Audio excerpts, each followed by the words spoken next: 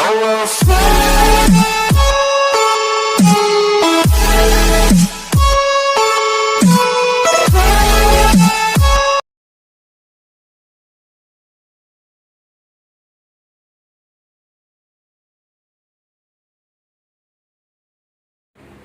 Student, हम लोग जो चैप्टर 2 देख रहे थे फिजिक्स का, जो था मानव ने वायुमंडलीय अपवर्तन और वन विक्षेपन।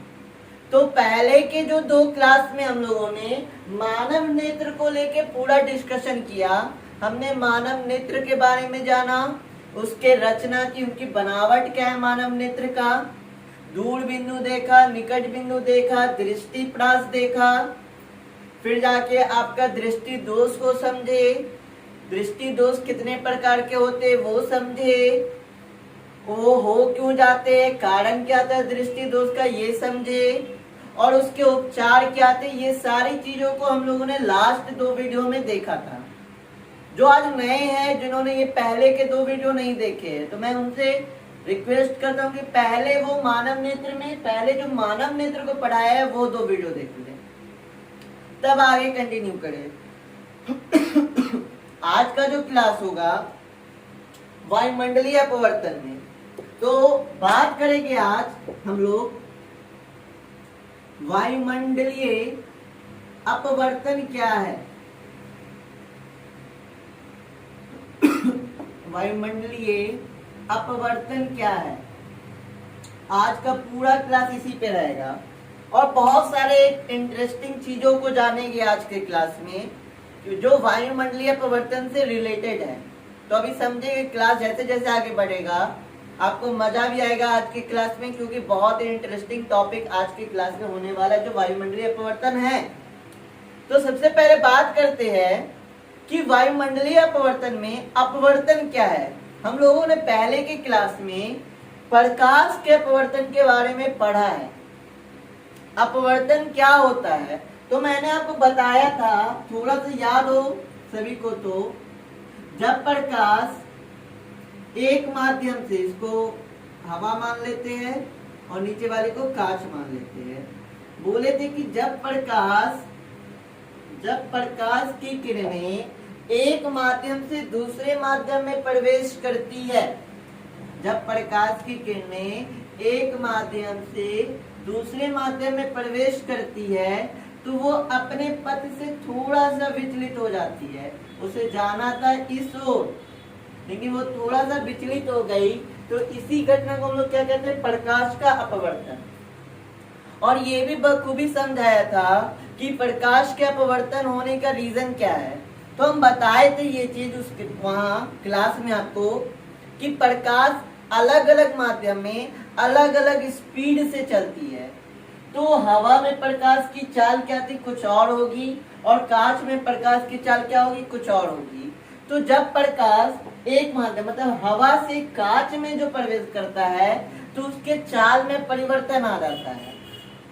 हवा में जो प्रकाश की चाल होती है वो होती 3 × 10⁸ मीटर पर सेकेंड, जबकि कांच में जो प्रकाश की चाल होती है वो होता है 2 × 10⁸ मीटर पर सेकेंड। तो इनके चाल में परिवर्तन के कारण ये अपने पथ से क्या हो जाती है, विचलित हो जाती है। अब यहाँ का अपवर्तन समझ गए। अब समझेंगे कि वायुमंडलीय अपवर्तन क्या है।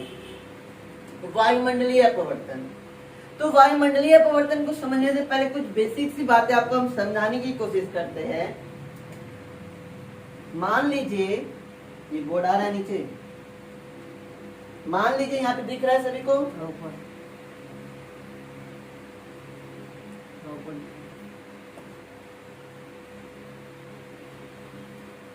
आ रहा है ये। मान लीजिए कि ये हमारा अर्थ है, पृथ्वी है, ठीक है, ये हमारा अर्थ है, पृथ्वी है, और पृथ्वी के आपको पता होगा, पृथ्वी के चारों तरफ क्या होता है हमारा, एटमॉस्फेयर। पृथ्वी के चारों ओर क्या होता है, एटमॉस्फेयर होता है। एटमॉस्फेयर मतलब हिंदी में इसको क्या कहते हैं, वायुमंडल। अब ये अपवर्तन क्या है, वायुमंडलीय अपवर्तन, इस चीज से हम आपको समझाएंगे कि पृथ्वी है और पृथ्वी चारों ओर से क्या से घिरा होता है, एक हवा के लेयर से, एक चादर होता है हवा का पृथ्वी के चारों ओर, जिसको हम लोग क्या कहते हैं, वायुमंडल कहते हैं। तो हमारा टॉपिक भी वही है कि वायुमंडलीय अपवर्तन ही हमको समझना है। तो ये क्या है, अब यहाँ पे समझिए, आपको ये चीज तो पता होगा, जब हम वायुमंडल की बात कर रहे हैं तो वायुमंडल में यहाँ पे हवा का टेम्परेचर जो है कुछ और होगा, थोड़ा से नीचे आएंगे टेम्परेचर कुछ और होगा, फिर नीचे आएंगे टेम्परेचर कुछ और होगा, और हमारे अर्थ की सतह पे, पृथ्वी के सतह पे टेम्परेचर कुछ और होगा। हम कहना यह चाह रहे हैं कि हमारे वायुमंडल में कहीं पे भी टेम्परेचर, जो तापमान है वायु का, वो एक जैसा नहीं है। वायुमंडल बहुत है, आप लोग बचपन में पढ़ा होगा, बहुत सारा लेयर है हमारे वायुमंडल का। तो हर एक जगह जो तापमान है हवा का वो अलग अलग है, और ये जो तापमान है, ये जो अलग अलग है, ये समय पे भी डिपेंड करता है। अगर हम अभी चेक करें कि यहाँ का इस लेयर का टेम्परेचर तो कुछ और होगा, लेकिन 1 घंटा के बाद आके यहाँ का टेम्परेचर चेक किया जाए तो वो टेम्परेचर क्या होगा, कुछ और होगा। घंटों की बात छोड़ते हैं, सेकंड और मिनटों में भी टेम्परेचर क्या हो जाता है, चेंज हो जाता है। आप ही देखते होगे, जब सुबह हम उठते हैं तो कभी देखते हैं बहुत गर्मी रहता है, लेकिन दिन होते होते टेम्परेचर, बारिश हो जाए या आंधी तूफान आ जाए तो टेम्परेचर ठंडा हो जाता है। तो टेम्परेचर कभी निश्चित नहीं होता। तो हमारा पृथ्वी का जो वायुमंडल है, पृथ्वी के चारों ओर जो वायुमंडल है, उसका भी टेम्परेचर कभी एक जैसा नहीं होता। और जब टेम्परेचर एक जैसा नहीं होता है ना, तो वहां पे क्या होता है, अपवर्तन होता है, रिफ्रैक्शन होता है। वहां पे लाइटें क्या करती है, अपवर्तन करती है, क्योंकि जब टेम्परेचर अलग अलग हो जाता है हवा का, तो उसका अपवर्तनांक भी अलग अलग हो जाता है। इसको एक सिंपल से एग्जांपल से हम आपको समझाते हैं। आप मानिए कि यहाँ पे आग जल रहा है, ठीक है, आग जल रहा है, और आग से जो धुआं उठ रहा है वो कैसी धुआं होगी, गर्म धुआं होगी। मान के चलिए कि मेरे सामने आग जल रहा है, और आग के ऊपर की जो हवा होगी वो कैसी होगी, गर्म होगी। आग के उस साइड की जब आप वस्तुओं को देखिएगा, वो वस्तु हिलते हुए आपको महसूस होगी। इस चीज को घर पे भी प्रयोग कर सकते हैं।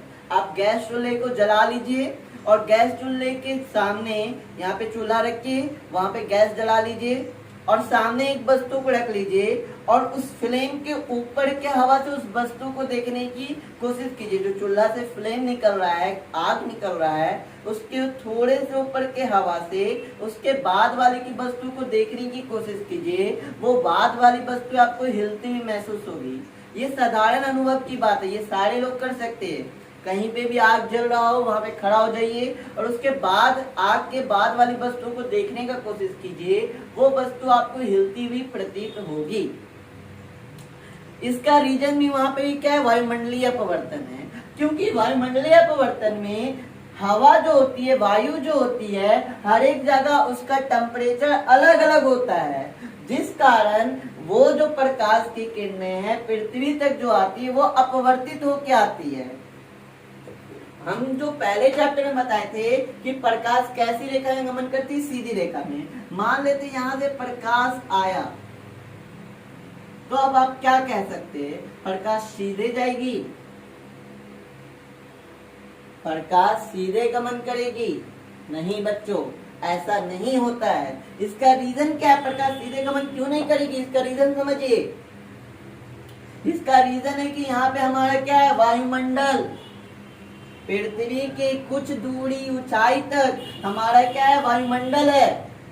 और वायुमंडल होने के कारण वायुमंडल के हर एक एरिया में, वायुमंडल ही बहुत चीज में डिवाइड है, चार या 5 चीजों में डिवाइड है, तो हर जगह इसके हवा का टेम्परेचर अलग अलग होगा। इस कारण जैसे ही प्रकाश की किरणें, ये जो प्रकाश है, जैसे ही प्रकाश की किरणें आपके वायुमंडल में प्रवेश करती है और पृथ्वी तक आती है, तो ये जो प्रकाश किरणें हैं ये लगातार अपवर्तित होकर आती है। मतलब ये जो लाइट होगा वो कैसा होगा, बेंड होकर आएगा। चीजों को समझिए अच्छे से। ये जो लाइट है जो पृथ्वी तक आएगी, ये लाइट कंटिन्यू बेंड होके मतलब मुड़कर आएगी। क्यों? क्योंकि वायुमंडल में हर एक क्षण में क्या हो रहा है, अपवर्तन हो रहा है, जिस कारण से ये लाइट आपका क्या होगी, मुड़कर आती हुई प्रतीत होगी। लाइट कहीं से भी आए, प्रकाश की किरणें कहीं से भी आए, वो जैसे वायुमंडल में प्रवेश करेगी, वायुमंडल क्या करेगा, उसका अपवर्तन करेगा। और ये अपवर्तन वायुमंडल के हर एक क्षण में होगा, हर एक पार्ट में होगा। तो जिस कारण पृथ्वी तक जो लाइट आएगी, वो लाइट हमें मुड़कर दिखाई प्रतीत होगी। यहाँ तक बात आया समझ में?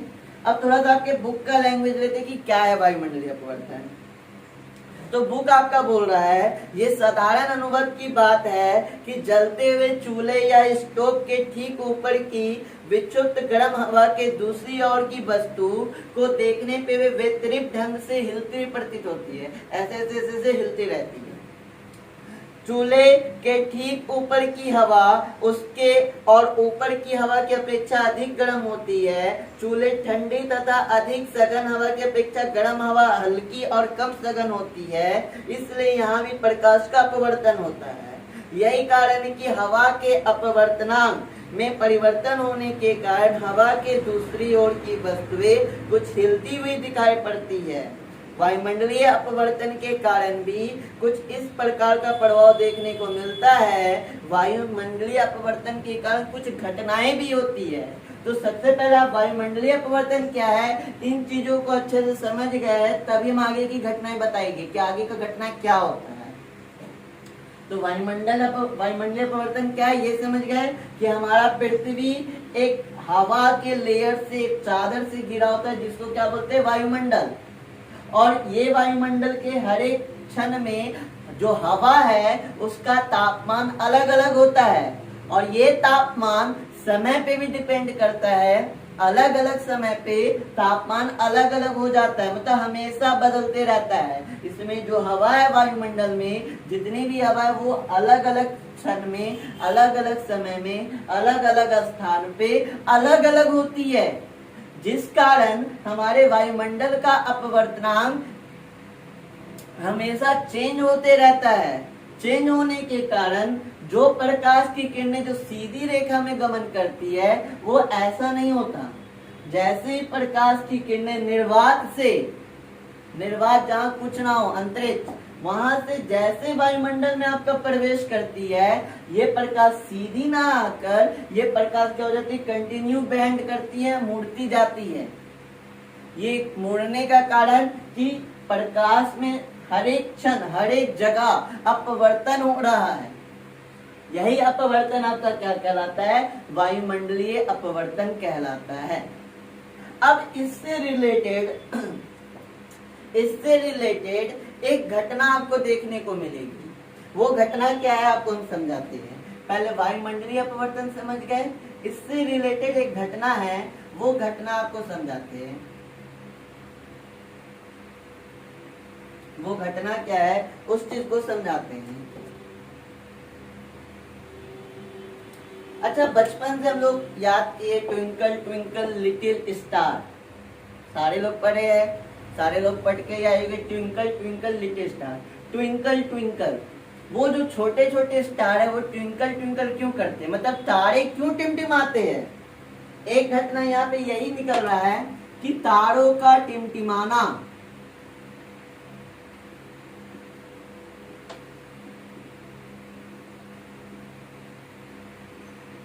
एक घटना, इंपॉर्टेंट घटना है, तारों का टिमटिमाना। ये तारों का टिमटिमाना किस पे डिपेंड करता है, वायुमंडलीय अपवर्तन पे। अभी हम चीजों को समझाएंगे जिससे आपको समझ में आए कि हाँ एक्चुअली में ऐसा होता है कि तारे क्यों टिमटिमाते हैं। तो तारे टिमटिमाने का रीजन अभी हम बता रहे हैं क्या है। मान लीजिए एक व्यक्ति आपका यहाँ पृथ्वी पे खड़ा है, ठीक है, एक व्यक्ति है जो आपका पृथ्वी पे खड़ा है, ठीक है, और उसने यहाँ पे एक स्टार को देखा, ठीक है, उसने यहाँ पर एक स्टार को देखा। थोड़ा और इधर कर लेते हैं, यहाँ देखते हैं। उसने यहाँ पर एक स्टार को देखा,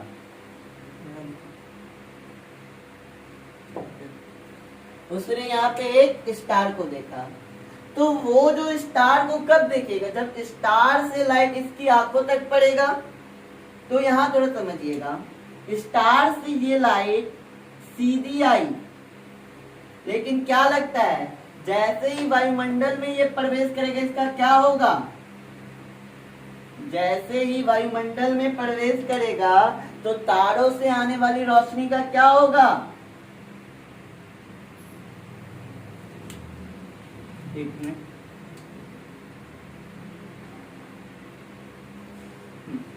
ये लाइट अभी सीधी आ रही है, लेकिन वायुमंडल में जैसे प्रवेश करेगा ये लाइट इसके आंखों में मुड़कर आएगी।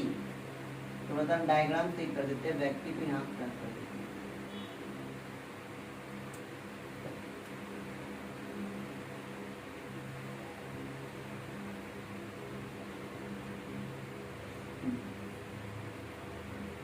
अब ये जो व्यक्ति यहाँ पे खड़ा है इसने तारे को देखा, तो तारे से लाइट जो यहाँ पे आए, अब यहाँ से जो लाइट आएगी वो इसके मुड़कर आंखों में आएगी। अब लाइट ये सीधी नहीं आएगी, इसके मुड़कर आएगी।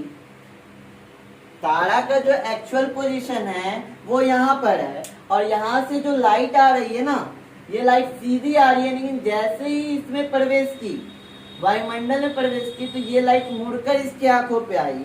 तो ये जो व्यक्ति को जो यहाँ से देख रहा तारे को, उसको जो तारा का पोजीशन लग रहा होगा वो पोजीशन कहाँ होगा, यहाँ कहीं होगा। पोजीशन जो होगा वो क्या होगा, यहाँ कहीं होगा। उसके अकॉर्डिंग, इस आदमी के अकॉर्डिंग एक्चुअली तारा का एक्चुअल पोजीशन जो है ये यहाँ पर है, लेकिन जैसे ही तारा से लाइट जो आई और वायुमंडल में प्रवेश की, वो बैंड मुड़कर उस व्यक्ति के आंखों तक गई, और जो आदमी तक जो हम थे, मान लेते हम ही थे, जो हम देखे, तो वो एक्चुअल पोजीशन यहाँ ना होकर वो तारा का एक्चुअल पोजीशन क्या हमको लगा, यहाँ लगा। लेकिन कुछ समय बाद, क्योंकि वायुमंडल में हमेशा क्या हो रहा है, वायुमंडल की हवाएं हमेशा क्या हो रही है, उसका तापमान में परिवर्तन हो रहा है। इस कारण ये लाइट अब कुछ यहाँ से आता हुआ प्रतीत होगा। अब तारा, मुझे थोड़ी देर के बाद अगर मैं तारे को देखूं, तो तारा से जो आने वाला लाइट अगर ये थोड़ा और बैंड हो जाए या और इधर चल जाए, तो इससे आने वाला जो लाइट होगा ये हमें कुछ यहाँ से महसूस होगा। ठीक है, जिस कारण उस व्यक्ति को तारा क्या होता है, टिमटिमाता हुआ महसूस होता है। तारे क्यों टिमटिमाते हैं, इस चीजों को समझिए। हमारा वायुमंडल कभी भी शांत नहीं रहता, इसमें गर्म एवं ठंडे हवाएं हमेशा बहती रहती है, जिसके कारण जब हम तारों को देखते हैं तो तारों से आने वाली रोशनी हमारे आंखों तक जैसे ही वो वायुमंडल में इन करता है, वो सारा का सारा लाइट हमारे आंखों तक अपवर्तित होके आता है। और ये जो अपवर्तन है ये हर एक क्षण क्या हो रहा है, परिवर्तित हो रहा है। क्यों परिवर्तित हो रहा है, क्योंकि हर एक क्षण हमारे वायुमंडल का तापमान क्या हो रहा है, परिवर्तित हो रहा है। हमारे वायुमंडल के तापमान में परिवर्तित होने के कारण जो लाइट जो तारों से हमारे आंखों तक आ रही है वो कंटिन्यू अपवर्तित होके आ रही है। तो हमें जो तारा महसूस होता है, कभी लगता है यहाँ है, कभी लगता है यहाँ है, कभी लगता है यहाँ है। इसका तारा क्या होता है, हमें टिमटिमाता हुआ महसूस होता है। चीजों को समझिए, हम जब तारों को देखते हैं तो तारों से जो रोशनी आती है हमारे आंखों तक, ये अपवर्तित होकर आती है, क्योंकि वो जब निर्वात से वायुमंडल में जैसे प्रवेश करती है उसका कंटिन्यू अपवर्तन होता है, और जब अपवर्तन होकर हमारी आंखों तक आता है तो ये कंटिन्यू क्या होता है, टिमटिमाते में महसूस होते हैं, टिम टिम टिम टिम करते महसूस होते हैं। इसका रीजन क्या है कि तारा का एक्चुअल पोजीशन क्या है, यहाँ पर है, लेकिन ये जब अपवर्तित होकर हमें महसूस होता है यहाँ, कभी यहाँ, कभी यहाँ, कभी यहाँ, जिस कारण हमें तारा कैसा महसूस होता है, टिमटिमाता हुआ महसूस होता है। बुक का थोड़ा लैंग्वेज लेते हैं। जब हम तारों को देखते हैं तो तारों तो उनकी चमक घटती बढ़ती प्रतीत होती है, तब हम कहते हैं कि तारे टिमटिमा रहे हैं। तारों की चमक में यह घटबढ़ वायुमंडलीय असमानता के कारण होती है। पृथ्वी का वायुमंडल शांत कभी नहीं होता है, गर्म तथा ठंडी हवाएं की धाराएं हमेशा बहती रहती है। ठंडी हवा की अपेक्षा गर्म हवा का घनत्व और अपवर्तनांक कम होता है, इसलिए तारों में होने वाले परिवर्तन के कारण अगल बगल मुड़ जाती है। कभी कभी मध्यवर्ती वायुमंडल में एकाएक परिवर्तन होने के कारण किरणें एक और अधिक विचलित हो जाती है, जिससे प्रकाश प्रेक्षक से बहुत थोड़े समय के लिए या अंशतः कट जाती है। इसलिए तारा कभी कम प्रकाश और कभी अधिक प्रकाश देता हुआ मालूम पड़ता है, अर्थात टिमटिमाता है। ये बात आया समझ में कि तारे क्यों टिमटिमाते? तो आप लिख सकते हैं कि हमारा वायुमंडल कभी भी क्या होता है, शांत नहीं होता। गर्म एवं ठंडे हवा की धाराएं हमारे वायुमंडल में बहती रहती है। ठंडे हवा की अपेक्षा गर्म हवा का अपवर्तनांक कम होता है, और जिस कारण ये जो लाइटें आती है ये हमेशा अपवर्तित होकर आती है और कभी कभी बहुत ज्यादा विचलित हो जाती है, जिस कारण में तारा जो होता है कभी अधिक प्रकाश, कभी कम प्रकाश, कभी अधिक प्रकाश, कभी कम प्रकाश देता हुआ प्रतीत होता है। या हम कह सकते हैं कि तारा हमें टिमटिमाता हुआ प्रतीत होता है। ये था, ये पहली घटनाएं थी। इससे एक क्वेश्चन निकल के आता है, कुछ ऐसे चीजों को भी आसमान में आप देखते होंगे जो नहीं टिमटिमाता है। अगर नई चीज नोटिस की, आज रात में जग के नोटिस कीजिएगा, बहुत सारे तारे हमें टिमटिमाते हुए दिखाई देते हैं। नहीं, कुछ ऐसी भी चीजें हैं जो आकाश में हमें नहीं टिमटिमाता हुआ दिखाई देता, जैसे कि हमारा चांद, क्या वो टिमटिमाता है? या कुछ ग्रह, वो भी तो हमारे वायुमंडल के पार है, नहीं फिर भी वो हमें टिमटिमाता हुआ महसूस नहीं होता, या वो भी मुझे टिमटिमाता महसूस नहीं होता। या जो अन्य ग्रह है, कुछ ऐसे चीज जो बहुत दूर है, कुछ तारों से बड़ा दिखता है। आप नोटिस कीजिए, तारा छोटा छोटा होता है, नहीं कुछ ऐसे चीजें जो तारों से बड़े दिखते हैं वो दूसरा ग्रह होता है। या हम अपने चांद का ही एग्जाम्पल लेते हैं, चांद क्यों नहीं टिमटिमाता? तो चीजों को समझते हैं कि चांद या ग्रह क्यों नहीं टिमटिमाते हैं, तो हम जानने की कोशिश करते क्यों नहीं टिमटिमाते। तारों की अपेक्षा चांद और जो ग्रह है ना, वो पृथ्वी के काफी निकट है। तारा हमसे बहुत दूर है, बहुत बहुत बहुत बहुत दूर। लेकिन तारों की अपेक्षा अगर हम बात किया जाए ग्रह और चांद की, तो वो हमसे क्या है, काफी निकट है। हमसे मतलब पृथ्वी के काफी निकट है। हेलो, पृथ्वी के काफी निकट है, जिस कारण पृथ्वी के काफी निकट होने के कारण उसमें जो अपवर्तन होता है वो हमें पता नहीं चलता। नहीं छोड़िए, जो अपवर्तन होता है वो हमें पता नहीं चलता है। एक्चुअली देखिए होता है क्या, तारों में जो अपवर्तन होता है तो इसमें जो विचलन होता है वो बहुत अधिक होता है, जिस कारण हमें क्या होता है कि ये टिमटिमाता हुआ महसूस होता है। लेकिन अगर चांद या दूसरे ग्रह की बात करें, की बात करें तो इसमें जो होगा ये भी होता है, इसमें भी अपवर्तन होता है, लेकिन इसमें जो होता है बहुत कम होता है। बहुत कम होने के कारण ये हमें टिमटिमाता हुआ प्रतीत नहीं होता है।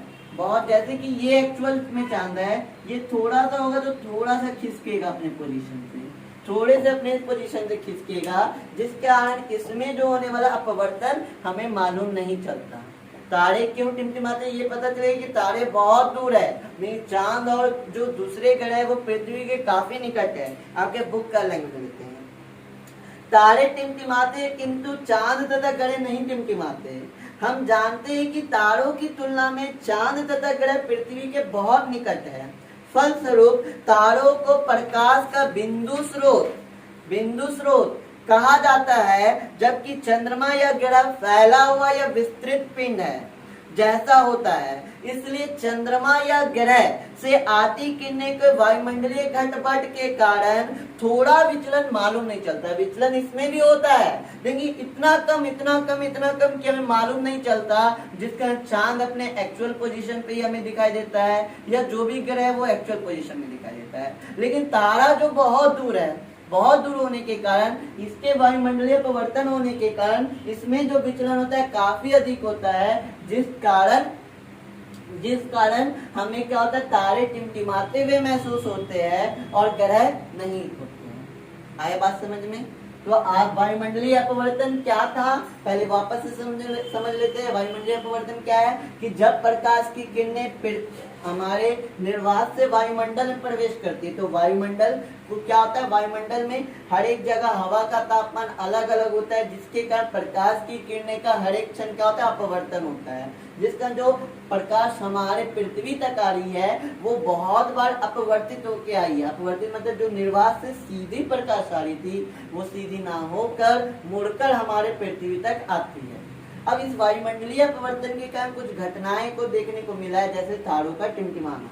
तो जब हम पृथ्वी से तारों को देखते हैं तो तारे हमें टिमटिमाते हुए महसूस होते हैं। इसका रीजन क्या है कि तारा जो है पृथ्वी से काफी दूर है, काफी बहुत दूर, और बहुत दूर होने के कारण उससे आने वाली जो प्रकाश है वो वायुमंडलीय अपवर्तन के कारण जो हमारे आंखों तक आती है, तो तारा अपने एक्चुअल पोजीशन से तो विचलन प्रतीत होता है।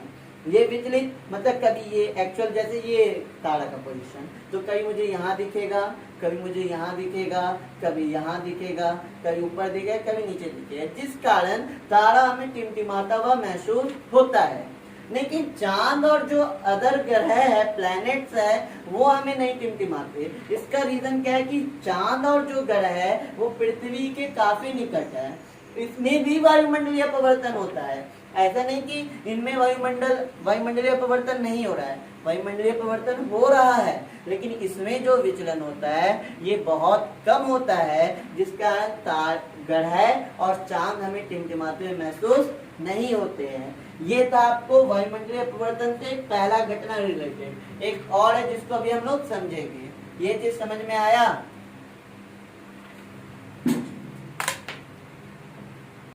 अब वायुमंडलीय अपवर्तन पे एक और घटना देखने को मिलता है जो आप लोग कभी ना जाने होंगे ना सुने होंगे, लेकिन ऐसा होता है। क्या होता है वो समझते हैं। एक और घटना है सूर्य उदय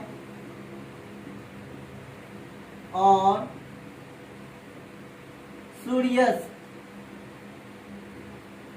सूर्यास्त का आभासी समय।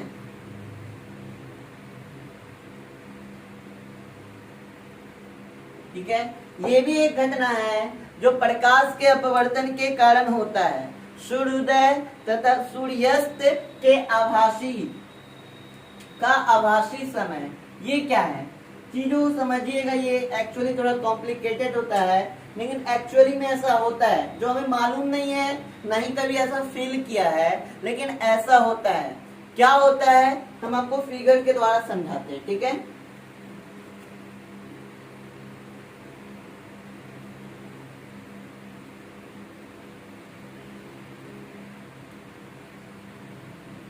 ये मान लीजिए हमारा पृथ्वी है। ठीक है, पृथ्वी है और इसका ये जो लाइन है ये हॉरिजेंटल, या इसको क्षितिज लाइन बोला जाता है। इंग्लिश में इसको हॉरिजेंटल बोलते हैं, हिंदी में क्या होता है क्षितिज।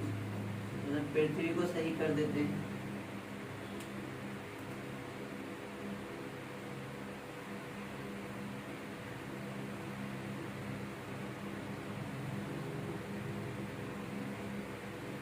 ठीक है, ये हमारा पृथ्वी और इसको क्षितिज लाइन बोलते हैं। देखिए होता क्या है, सूर्योदय और सूर्यास्त का आभासी समय है क्या, समझने का कोशिश करते हैं। होता क्या है, देखिए जब सूर्य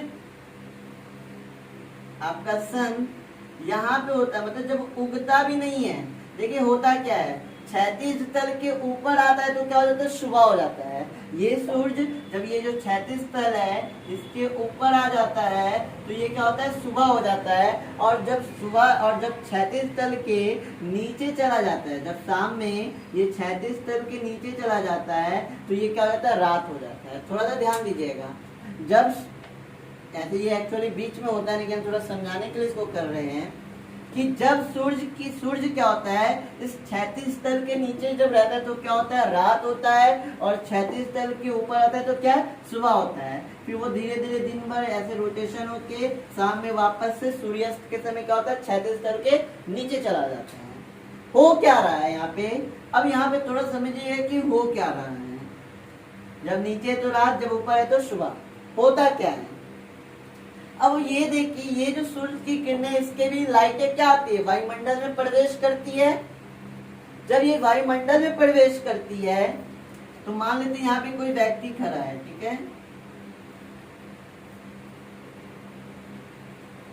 ये कोई व्यक्ति खड़ा है। जब यहाँ पे जो ये प्रवेश करती है तो इसके जो लाइट होते हैं, इसके जो लाइट होते हैं, सूर्य से आने वाली रोशनी ये वायुमंडल में जैसे प्रवेश करती है तो ये मुड़कर जाती है, ये लाइटें मुड़कर जाती है। आपको पता है वायुमंडलीय अपवर्तन क्या होता है, जब कोई भी प्रकाश की किरणें वायुमंडल में इंटर करती है, प्रवेश करती है, तो वो मुड़कर जाती है। तो उसी प्रकार जब सूर्य उगता भी नहीं है, सनराइज भी नहीं होता, वो जब क्षैतिज तल के अंदर ही होता है, तो उसकी प्रकाश की किरणें मुड़कर पृथ्वी पे खड़े एक व्यक्ति के आंखों पे जा रही है। उस व्यक्ति को सूरज का एक्चुअल पोजीशन क्षैतिज तल के नीचे ना होकर उसको सूरज का एक्चुअल पोजीशन कहाँ दिखेगा, यहाँ दिखेगा, ठीक है। अभी सनराइज नहीं हुआ है, फिर भी हमें सन क्या होता है, दिखता हुआ महसूस होता है। इसका भी रीजन क्या है, वायुमंडलीय अपवर्तन ही है। सनराइज भी नहीं हुआ है, फिर भी हमें सन दिखना प्रतीत हो गया। इसका कारण भी क्या है, वायुमंडलीय अपवर्तन है। क्यों ऐसा हुआ, ऐसा होने का रीजन क्या है, तो ऐसा होने का रीजन क्या है कि जब क्षैतिज तल के नीचे जब सूर्य रहता है तो उसकी लाइटें जो हमारे आंखों तक आती है वो वायुमंडलीय अपवर्तन होकर आती है, मतलब मुड़कर आती है। और मुड़कर आने के कारण जो पृथ्वी पे खड़ा व्यक्ति है उसे ऐसा महसूस होता है कि सूर्य कुछ इस पोजीशन पे है। तो सूर्य अभी उगा नहीं है, फिर भी हमें क्या होता है, दिखने लगता है। जिस कारण सूर्य उदय में जो टाइमिंग होता है वो 2 मिनट क्या होता है, घट जाता है, 2 मिनट क्या होता है, बढ़ जाता है, मतलब सॉरी। उसी प्रकार जब सूर्य यहाँ रहता है, मान लीजिए यहाँ, एक्चुअल में इसका पोजीशन क्या होगा, बताइए, सोचिए। एक्चुअल में इसका पोजीशन क्या यहाँ होगा, सूर्यास्त के समय सूर्यास्त अस्त हो चुका है, सूर्य अस्त हो चुका है, लेकिन हमें कहाँ दिख रहा है, अभी भी यहाँ दिख रहा है, अभी भी आकाश में दिख रहा है। इसका रीजन भी क्या है, वायुमंडलीय अपवर्तन। क्यों, क्योंकि ये जो प्रकाश है वो हमारे आंखों पे कैसे आ रहा होगा, वायुमंडलीय अपवर्तन होके आ रहा होगा। वायुमंडलीय अपवर्तन होके आ रहा होगा मतलब ये जो प्रकाश है, ये जो किरणें जो सूर्य से आ रही है वो मुड़कर हमारे आंखों तक आ रही होगी। और जो व्यक्ति पृथ्वी पे खड़ा है उसे सूरज का एक्चुअल पोजीशन कहाँ दिखेगा, यहाँ दिखेगा। इस कारण सूर्यास्त और सूर्योदय और सूर्यास्त का कुछ समय में क्या हो जाता है, परिवर्तन हो जाता है। क्या है, बुक का लैंग्वेज थोड़ा देखते हैं। तो आपके बुक के लैंग्वेज को थोड़ा देखते हैं। तो पृथ्वी के चारों ओर क्या है, वायुमंडल है, चारों। वायुमंडल का घनत्व पृथ्वी की सतह पर अधिकतम, और ज्यों-ज्यों ऊपर जाते हैं वो क्या होता है, घनत्व घटता जाता है। जब सूर्य की किरणें लगभग पूर्ण निर्वात से वायुमंडल में प्रवेश करती है तो किरणें अपवर्तित हो जाती है। विचलन तब महत्तम होता है जब किरणें वायुमंडल की सतह पर लगभग पृष्ठ सर्पी आपतन पर पड़ती है, अर्थात जब सूर्य क्षितिज पर होता है, क्षितिज, ठीक क्षितिज के नीचे, क्षितिज पर होता है। अपवर्तन के कारण किरणें नीचे की ओर मुड़ जाती है, वो सीधे ना जाकर वो किरणें क्या हो जाती है, मुड़ जाती है। अतः सूर्य अपनी वास्तविक ऊंचाई से अधिक ऊंचा दिखाई पड़ता है। फलस्वरूप सूर्य उस समय दिखाई देने लगता है जब वह क्षितिज से थोड़ा नीचे होता है, तो उसका वास्तविक पोजीशन यहाँ होता है, लेकिन यहाँ ना दिखकर यहाँ दिखने लगता है। फलस्वरूप जब वो सूर्य जो क्षितिज से, ये जो क्षितिज तल है ब्लैक मार्कर, उसके नीचे ही होता है, फिर भी वो हमें क्या होता है, दिखने लगता है। उसी प्रकार सूर्यास्त के समय सूर्य क्षितिज से नीचे चले जाने के कारण के कुछ समय बाद तक दिखाई देता है। इसका कारण सूर्योदय सूर्यास्त के बीच समय लगभग 4 मिनट क्या होता है, बढ़ जाता है। तो यही देखिए, जो यहाँ हो रहा है सेम चीज यहाँ भी हो रहा है। क्या हो रहा है यहाँ पे, कि सूरज डूब भी जाता है, अस्त भी हो जाता है, फिर भी हमें दिखता है। यहाँ भी क्या हो रहा है, सेम रीजन, जिसका ये 4 यूनिट का समय क्या होता है, सूर्योदय और सूर्यास्त में क्या होता है, बढ़ जाता है। पुनः जब सूर्य क्षितिज के निकट रहता है तो वह अंडाकार दिखाई पड़ता है, क्योंकि निचली कोण की किरणें वायुमंडल के अधिक परतों से होकर गुजरती है, अतः इनका अपवर्तन अधिक होता है। इसलिए सूर्य का ऊर्ध्वाधर व्यास छोटा मालूम होता है। तो ये था सूर्योदय और सूर्यास्त का आभासी समय। ध्यान देने वाली बात है कि वायु, आज के पूरे क्लास में वायुमंडलीय परिवर्तन को डिस्कशन किए है। तो वायुमंडलीय परिवर्तन क्या था, पहले इस चीज को डिस्कशन किए, उसके बाद हम वायुमंडलीय परिवर्तन के कारण कुछ घटनाएं होती, जैसे तारों का टिमटिमाना, ग्रहों एवं प्लैनेट, जो भी ग्रह एवं चांद, उनका नहीं टिमटिमाना, सूर्योदय और सूर्यास्त का आभासी समय, ये कुछ घटनाएं थी जिसको हम डिस्कशन किए। तो ये सारे चीजों को मैं आज के क्लास में पूरे के पूरे वायुमंडलीय परिवर्तन को समझाया हूँ। आशा करता हूँ कि आप लोगों को समझ में आया होगा। अगर समझ में आया है तो हमारे वीडियो को लाइक कीजिए, सब्सक्राइब कीजिए और अपने दोस्तों को भी शेयर कीजिए। आज के लिए इतना ही रहने देते हैं। तो देखिए क्या क्या हुआ है। पहले सबसे पहले हम लोग मानव नेत्र को समझ लिए थे 2 क्लास में। आज के 1 क्लास में वायुमंडलीय परिवर्तन को समझे, और आगे के 2 क्लास में आपका वन विक्षेपण चलेगा। तो ये पूरा चैप्टर क्या हो जाएगा, कंप्लीट हो जाएगा। मन लगा के पढ़िए और रहने देते हैं अगले वीडियो।